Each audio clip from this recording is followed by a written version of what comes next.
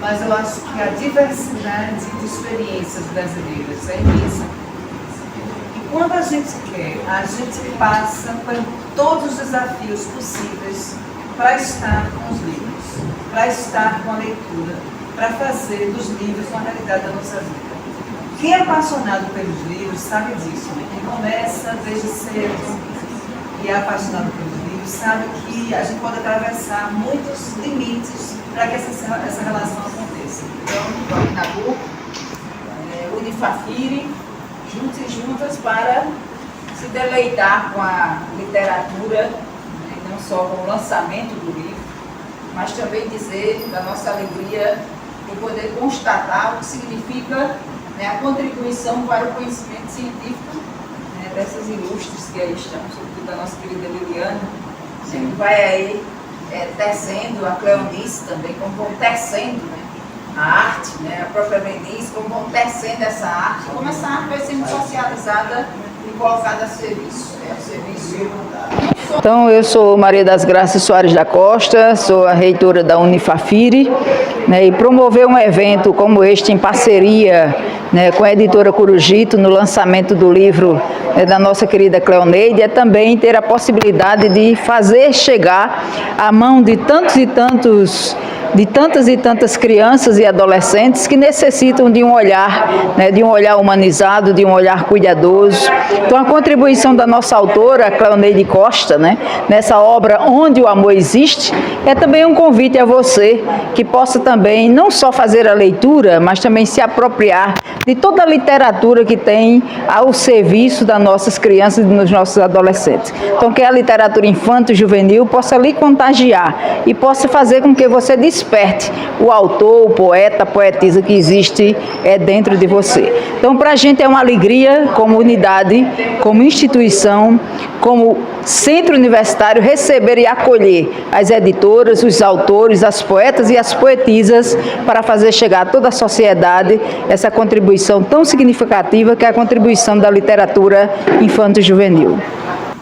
A transposição, ou seja, passando de um estado para outra faculdade, para centro universitário, a gente, depois de 82 anos, fez consolidado, mas que precisa cada vez mais desse trabalho intenso que é feito através dos livros, que esses professores têm se dedicado de forma permanente a conduzir esse processo. Fazer compras, eu, meu pai, minha mãe e meus irmãos. Minha mãe dizia assim, olha, vocês podem escolher os livrinhos que vocês quiserem aí e levar. Aí o que aconteceu? A gente escolhia um livrinho, eu e meus irmãos, e colocava no carrinho de compras. E quando chegava em casa, eu e meus irmãos iam compartilhar as historinhas de cada um que escolheram. Então, outro processo de motivação que eu tive. Então, todos esses acontecimentos só fez agregar mais eu querer ser escritora. Eu fiquei com aquilo na cabeça, conhecer um pouco da história de Lampião, Maria Bonita. Aí foi quando eu fiquei, eu posso escrever, mas se eu quiser falar da infância do estudo. Estudei a infância. E para fazer assim, eu gosto de aí eu bati na casa de Candeeiro, um dos últimos cangaceiros de Lampião. Candeeiro. Hoje tem um bar e um livro chamado Candeeiro. E Candeeiro foi culpado do meu filho, quando eu tenho Eu sou José Manuel Sobrinho, eu sou diretor de teatro e durante muito tempo a minha dedicação foi fazer espetáculos para crianças e jovens. Eu aproximo muito a literatura para crianças e jovens dos espetáculos de teatro para crianças e jovens e a gente sabe da potência que é o acesso à boa literatura. a gente sabe a diferença na vida de uma criança que faz quando ela tem acesso a um bom livro ou a um bom espetáculo de teatro. Então, a gente entende que o acesso à cultura é um direito de toda criança. Então, é fundamental que desde cedo, desde a mais tenra idade, os pais, os irmãos, os amigos leiam para a criança e que procurem ler literaturas pernambucanas, porque é na literatura pernambucana que está o traço identitário originário das nossas culturas, das nossas territorialidades, das nossas identidades. Então eu estou bem feliz de estar aqui na Fafiri nesse momento, porque a Fafiri é um ambiente de valorização e de potência das literaturas para crianças e jovens de Pernambuco. Então eu queria inclusive fazer esse registro do papel importante que a Fafiri tem cumprido durante tanto tempo, durante muito tempo, na difusão das literaturas para crianças e jovens de Pernambuco e principalmente de autores pernambucanos. Agradeço ao professor Glauco, que acreditou em mim quando eu comecei a fazer meus primeiros poemas e poesias. E ele viu a minha motivação e me presenteou com um livro, As Quadras de Mim, Poemas e Afins. Então ali eu comecei a escrever. Olá a todos e todas, eu sou o professor Glauco Cunha Casé, professor de literatura da Unifafiri. A literatura infanto-juvenil, a literatura infantil, a literatura para a infância e para a juventude é fundamental no processo de formação de leitores e de leitoras. Participar de encontros como estes, que privilegiam o lançamento de livros para as crianças, nos dá a esperança de estarmos, de fato, no caminho correto, no caminho que deve ser seguido para essa fomentação de leitores e de leitoras. Então, essa literatura infantil, ela é talvez o primeiro passo, o primeiro contato, as primeiras impressões, até sinestésicas, da criança com o livro, papel, com a cor, com a coloração, enfim, com tudo aquilo que facilita, colabora para abrir a imaginação dessa criança. Então, a literatura infantil é fundamental para esses passos iniciais na formação de leitores e leitoras. O que me fez ter essa sensação de ser escritora? Eu sou enfermeira. O porquê de passar dessa ponte tão extrema, né?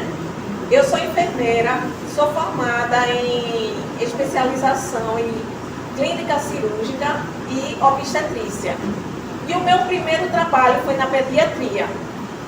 E nesse trabalho na pediatria, eu à noite, às vezes não tinha muito tempo para contar história para as crianças, mas as crianças adoravam quando eu ia contar história. Então eu tirava um momento do horário do plantão e li uma história para as crianças e elas diziam: tia, a gente agora vai dormir sonhando com a história que você contou.